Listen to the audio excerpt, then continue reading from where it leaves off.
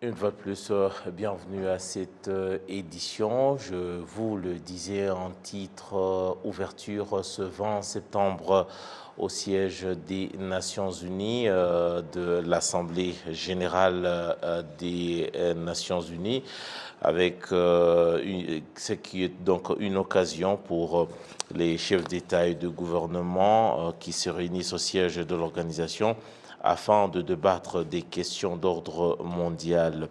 Le ministre des Affaires étrangères et de la coopération, le docteur Vincent Bilouta, s'est entretenu avec son homologue au Niger, du Niger, Assoumi Massou. Les deux ministres ont donc signé un accord général des coopérations. Le ministre Bilouta a également rencontré le ministre des Affaires étrangères du Mali, Abdoulaye Diop. En marge donc de cette Assemblée générale des Nations unies, la secrétaire générale de l'Organisation internationale de la francophonie, Madame Louise Mouchiki-Ouabo, a reçu à la représentation de l'EIF auprès des Nations unies le président de la commission de la CEAC, Gilberto Dapieda de Verissimo. Ils ont donc parlé du renforcement de la coopération entre les deux organisations. Bien avant, Mme Louise Mouchiki-Ouabo s'était exprimée devant la communauté diplomatique et culturelle francophone de Washington. L'occasion de parler de la francophonie, de ses missions et des ambitions à la veille du 18e sommet prévu en novembre prochain en Tunisie. On revient donc à l'Assemblée générale des Nations unies pour également accueillir notre invité du jour, l'ambassadeur Joseph Moutaboba. Celui-ci qui a donc été auprès des affaires. Il a représenté le président Paul Kagame au niveau de la région des Grands Lacs. Il a été aussi chef de mission des Nations unies, adjoint notamment au Sud-Soudan. Monsieur l'ambassadeur, bienvenue dans notre édition. Merci beaucoup, Eddie. Voilà.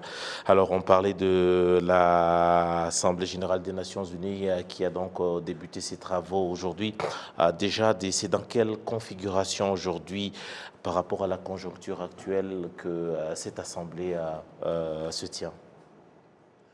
Merci de la question. Bon, mon expérience en tant qu'ancien ambassadeur et représentant permanent du Rwanda aux Nations unies, ces sessions, ce sont des sessions qui se passent chaque année. Donc l'Assemblée générale des Nations unies débute toujours en septembre. C'est pratiquement, c'est quoi? Il y a une formule, c'est le deuxième mardi. Attendez, je crois que c'est le troisième mardi.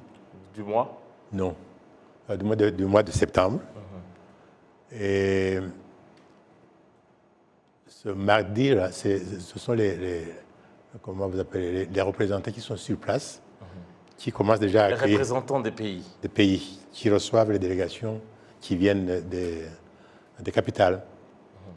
Et une semaine après, ce sont les chefs d'État et de gouvernement qui viennent s'adresser à l'Assemblée. Donc ça, c'est chaque année, et ça ne change pas pratiquement. C'est chaque année, ça se fait comme ça. L'agenda, c'est toujours variant, bien sûr, mais c'est toujours autour des mêmes thèmes. Des thèmes parce que l'Assemblée générale, en tant qu'organe des Nations unies, c'est elle qui donne des recommandations sur tout ce qui se fait. Théoriquement. Théoriquement.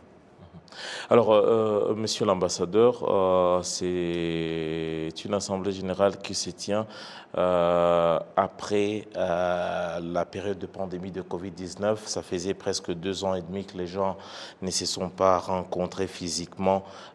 Qu'est-ce que cela a changé, par exemple, par rapport aux réunions qui se tenaient en ligne, c'est vrai. C'est quoi, si vous faites la comparaison, qu'est-ce qui change pratiquement dans la manière de faire? Bon, il y a une ou deux choses qui changent pratiquement. D'abord, c'est la rencontre physique de tous les représentants. Et la deuxième chose, ce sont les sujets brûlants. Parce que si on parlait de ABCD dans le temps, aujourd'hui, on parle suffisamment, je crois, de ces épidémies comme le choléra, la pandémie de Covid-19. Et on parle d'une paix qui est menacée, encore une fois. Donc il y a plusieurs choses. La paix qui est menacée, le climat qui est perturbé complètement, et ça a un impact sur la vie et les activités des personnes et des citoyens du monde. Donc cela, c'est plutôt préoccupant. Préoccupant, c'est aussi la situation économique, c'est aussi la situation sécuritaire, et notamment au cours de cette Assemblée générale des Nations Unies, il y a certains thèmes, certains sujets qui forcément s'invitent à la table des discussions au niveau des Nations Unies.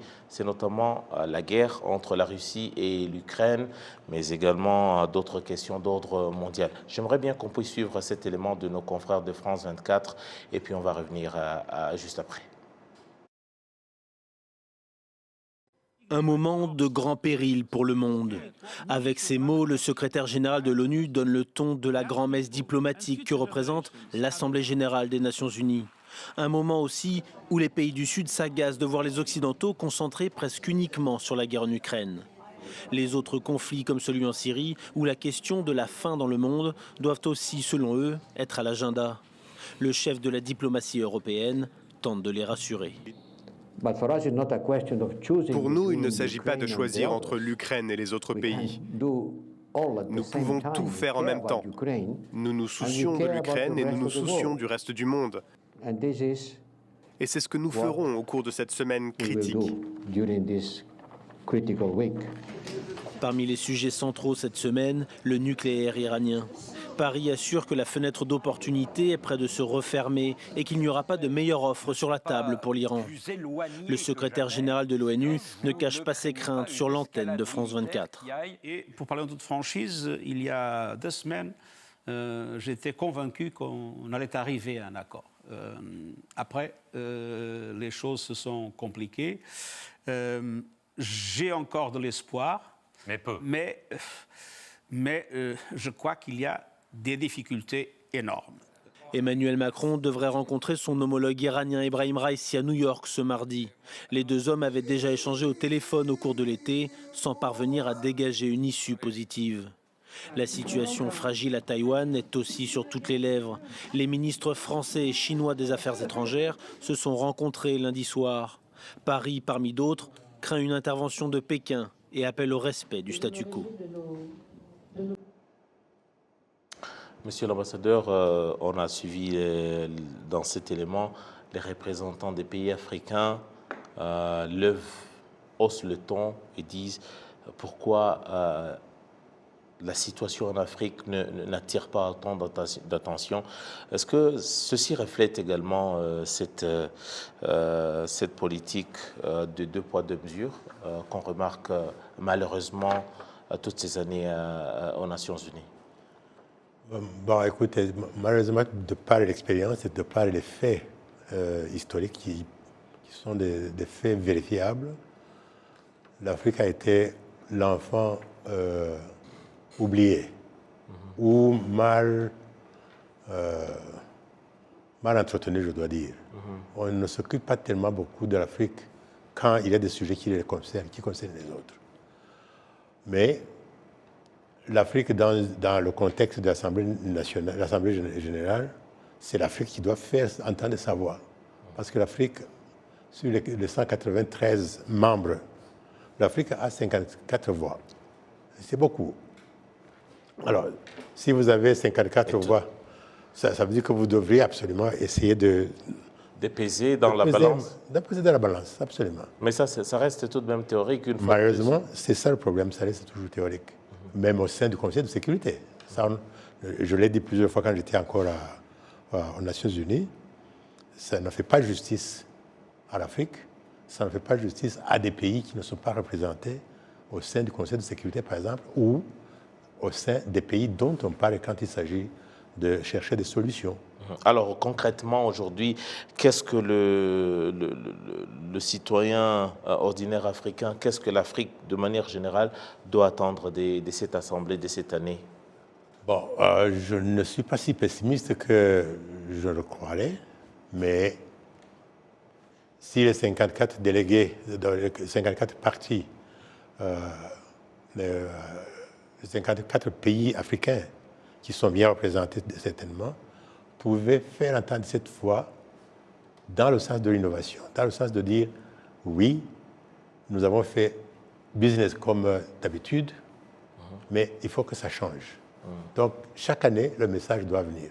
Si aujourd'hui, le message devait venir, vous avez fait référence, je crois que c'est le reportage qui faisait référence à la guerre de l'Ukraine.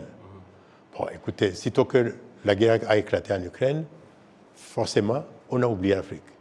Ce n'était pas la priorité. Alors, si les Européens se regardent toujours entre eux et oublient l'Afrique parce qu'il y a un point important ou un point chaud qui surgit à l'Europe, bien sûr, c'est normal, on dirait que c'est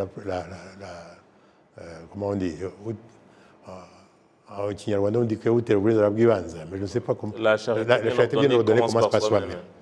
Si la charité bien ordonnée commence par soi-même, ça veut dire que les Européens, l'Union européenne, naturellement devrait se pencher plus sur le cas de cette guerre entre l'Ukraine et la Russie, ou entre les deux blocs. Alors, puisqu'on parle de l'Ukraine et de la Russie, et peut-être aussi pour terminer, on a eu l'OTAN qui a essayé un peu de prendre les affaires à bras-le-corps. On a eu l'Union européenne qui s'en est mêlée aussi. C'est devenu une affaire entre l'Occident et la Russie. Maintenant, la question est portée au niveau de l'Assemblée générale des Nations unies. On a passé des mois où la situation est restée gelée, ça n'avance pas, que ce soit les négociations, que ce soit au niveau de la situation sur terrain. Qu'est-ce qu'on peut attendre, par exemple, puisque cette guerre, malheureusement aussi, elle touche l'Afrique, les conséquences, par exemple, le blé et tout ça, les engrais, ça nous touche aussi. Doit-on attendre au moins quelque chose au niveau de l'Assemblée générale pour que peut-être trouver une issue à ce problème Ukraine-Russie? Écoutez, l'Assemblée générale, c'est la plateforme où tous les pays se retrouvent et où tous les pays ont la même voix, et où ils peuvent tous s'exprimer. Donc, c'est-à-dire que celui ou celle qui n'a pas pu s'exprimer sur le dossier Ukraine, sur le dossier climat perturbé, sur le sujet d'injustice, etc., c'est le moment de le faire.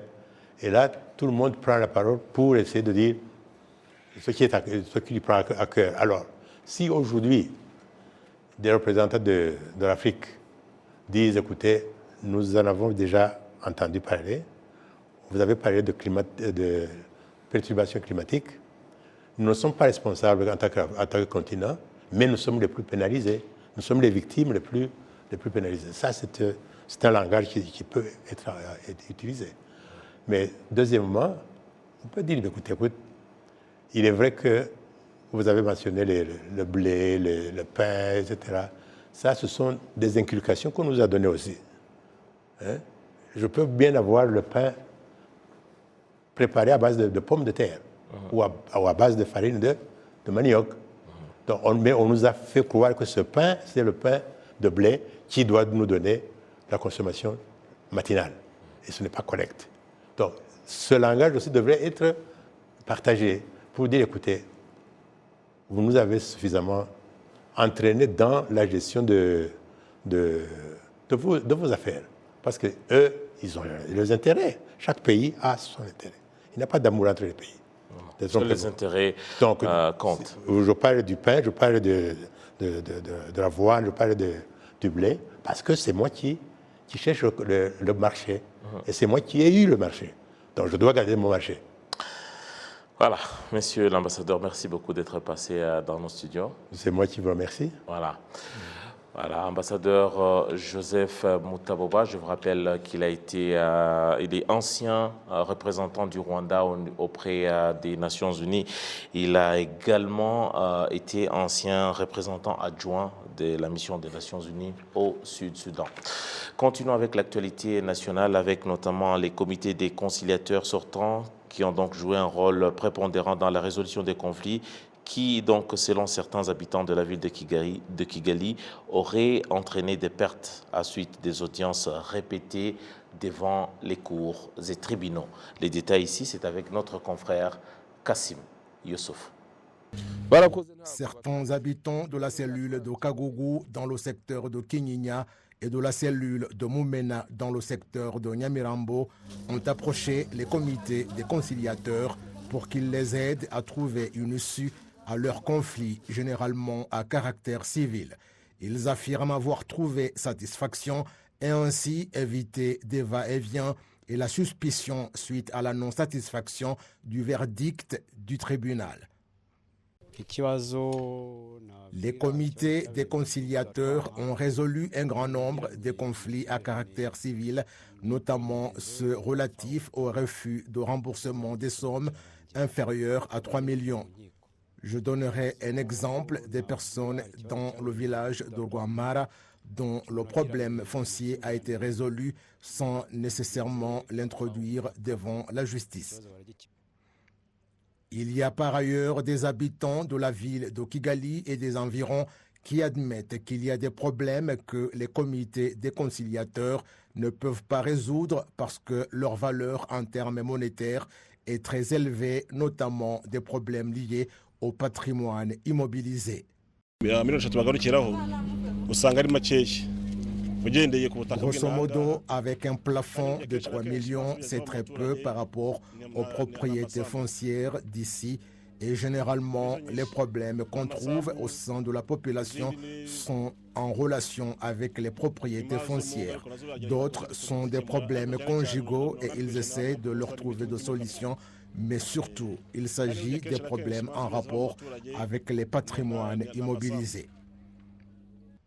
Le département au ministère de la Justice, en charge de la coordination des activités de la maison d'accès à la justice et les comités des conciliateurs, indique que le problème de valeur des biens ne rentrant pas dans la compétence des comités des conciliateurs a fait que le nombre des problèmes auxquels ils ont trouvé de solutions l'année dernière a diminué jusqu'à 6% par rapport aux années précédentes.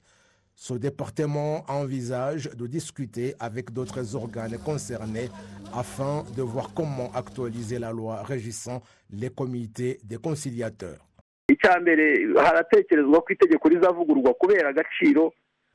Premièrement, on réfléchit sur la révision de la loi suite à la valeur du dossier en cause, l'aide dont disposent les conciliateurs sur le dossier, parce que si nous avions aujourd'hui 3 millions et que la valeur des biens a augmenté, nous ne resterons pas sur les 3 millions éternellement, mais il faudra faire quelque chose. Alors, qu'est-ce que la loi prévoit? Et puis, il y a le mandat qui est arrivé à terme pendant le Covid. Il faut alors voir quoi faire à un autre moment si le mandat s'achève, alors qu'on ne peut pas procéder à d'autres élections. Qu'est-ce que la loi va stipuler? Les organes concernés vont en discuter et voir ce qu'il faut faire. La loi régissant les comités des conciliateurs de 2015 a réduit la compétence de cet organe. En 2021-2022, dans tout le pays, les comités des conciliateurs ont reçu environ 39 059 dossiers, dont 34 796, soit 97,8% de tous les cas enregistrés ont été résolus. Et puis, convention des gardiennes de prison à Kigali. Au cours de cette convention, les gardiennes de prison ont été exhortées à se fixer des objectifs dans leur travail afin qu'elles puissent économiquement avancer et bien accomplir leurs responsabilités dans leur travail au quotidien. Je vous rappelle donc cette convention réunit ces gardiennes ici dans la ville de Kigali. Nous nous tenons aujourd'hui pour cette conférence en termes de unir les femmes de RACS pour question de renforcer leurs capacités, pour question de mettre ensemble, voir l'expérience, de montrer là où nous étions là où nous avons passé, là où nous étions et là où on va. Beaucoup de bénéfices, par exemple, on vient de dire que nous sommes aujourd'hui à 26%. Chaque fois quand on signe, c'est pour montrer aux autres, par exemple, les femmes, les filles, les amener pour joindre à la CIS. Et puis une cinquantaine d'étudiants en médecine en provenance des différents pays africains examinent ensemble à Kigali comment promouvoir la technologie dans le domaine médical après la pandémie de Covid-19. Ces derniers indiquent que ce besoin se fait de plus en plus ressentir dès l'apparition de la pandémie de Covid-19 qui a révélé une faille dans l'usage de la technologie dans le système médical dans la plupart des pays africains. Les professionnels dans le domaine de la santé estiment que l'évolution actuelle du monde exige au personnel soignant d'aiguiser leurs connaissances et de se servir de la technologie afin de répondre efficacement aux exigences du moment, comme l'explique ici cette étudiante et ressortissante du Cameroun. Elle s'exprime ici au micro de nos confrères. D'accord, c'est vrai que nous sommes en période après la Covid-19 et vraiment on essaie toujours d'essayer de s'améliorer, on essaie de pousser, on va y arriver. L'Afrique est bénie par des personnes pleines de connaissances, great minds, comme on le dit en anglais. C'est pas facile, mais la santé avec la technologie, c'est très possible. Nous avons les connaissances nécessaires, nous avons les ressources nécessaires, même si ce n'est pas déjà ça, mais ça va, on y arrive et c'est très possible en cette période en Afrique. Oui, l'importance de la santé numérique, moi qui suis étudiante en médecine, comment est-ce que je vais travailler pour la santé numérique? D'abord, nous sommes arrivés à l'hôpital, nous sommes plus proches des patients que d'autres médecins et tout. Donc c'est d'abord en un premier temps d'essayer de changer la mentalité de certains patients parce que vraiment ils n'ont pas encore accepté le numérique, la technologie, ça, ils n'ont pas encore accepté ça. Donc d'abord essayer de changer les mentalités et aussi d'essayer d'être des advocates, on dit ça en français, donc d'essayer de sensibiliser pas seulement les patients mais d'autres médecins, des médecins, nos seniors et des spécialistes par rapport aux importances de la santé numérique. Passons à la page économie avec les pays membres du marché commun des pays de l'Afrique de l'Est et de l'Afrique orientale, de l'Afrique australe comme ça, qui se réunissent à Kigali pour examiner ensemble comment mettre en place des mesures de normalisation régissant le matériel de production de l'énergie solaire afin d'accroître le nombre des personnes qui ont accès à l'électricité à l'aide des panneaux solaires. Les détails ici, c'est avec notre consoeur Jeannette Ouababdiaye. Par l'intermédiaire du projet RIF, dont l'objectif est d'aider les 21 pays membres du COMESA à avoir accès aux infrastructures, une recherche a été menée pour voir comment accroître l'électricité produite à l'aide des panneaux solaires et d'autres énergies renouvelables. Cependant, il a été constaté que certains matériels pour la production de l'énergie solaire ne remplissent pas les normes et les standards techniques nécessaires et que tous les pays n'ont pas encore mis en place une législation fiscale qui accorde des facilités à ceux qui importent ce matériel. C'est dans ce cadre que la Banque mondiale a consacré au marché commun des pays d'Afrique orientale et australe, COMESA, un soutien financier de 10 millions de dollars américains afin d'aider les pays membres à modifier la législation et les instructions régissant les énergies renouvelables et pour mettre en place des mesures de normalisation pour que les citoyens puissent avoir ce matériel à des tarifs abordables. En fait, c'est pour dire, quand vous achetez tel produit solaire, voici les standards qu'il doit remplir, en si peu de mots. Essayons d'avoir des produits de qualité, parce qu'il y en a d'autres que vous allez aussi trouver qui ne sont pas du tout de bonne qualité. Et ça permet aussi à ici l'agence de normalisation, Rwanda Standard Bureau, RSB, une fois que ça a été adopté, ils peuvent maintenant dire vos produits peuvent entrer sur le marché ou vos produits ne peuvent pas entrer sur le marché. C'est comme les médicaments en fait. Mais alors aussi c'était au niveau du tarif. On s'est rendu aussi comme si tu veux développer le secteur de l'énergie solaire par exemple, quels sont si tu veux le développer, il y a un effort aussi que le gouvernement peut faire. Est-ce qu'on peut réduire la taxe par exemple sur ces produits-là pour essayer de favoriser leur développement dans le pays? Alors, quels sont les tarifs qu'il faudrait faire comparé avec d'autres pays? Est-ce qu'on peut appliquer la même chose, même pour essayer de les avoir et divulguer? Par l'intermédiaire de la Banque commerciale de Comesa, la Banque mondiale va disponibiliser une enveloppe de 400 millions de dollars qui sera accordée à faible taux d'intérêt aux acteurs du secteur privé qui veulent investir dans les énergies renouvelables. Voilà, donc la fin complète de notre édition. Grand merci à toutes les équipes au niveau donc, de la réalisation qui m'ont permis de vous attendre de chez vous. Grand merci à mon nom propre Edis Abiti. Restez bien fidèles au programme de la télévision rwandaise. Je vous retrouve très prochainement pour une nouvelle édition.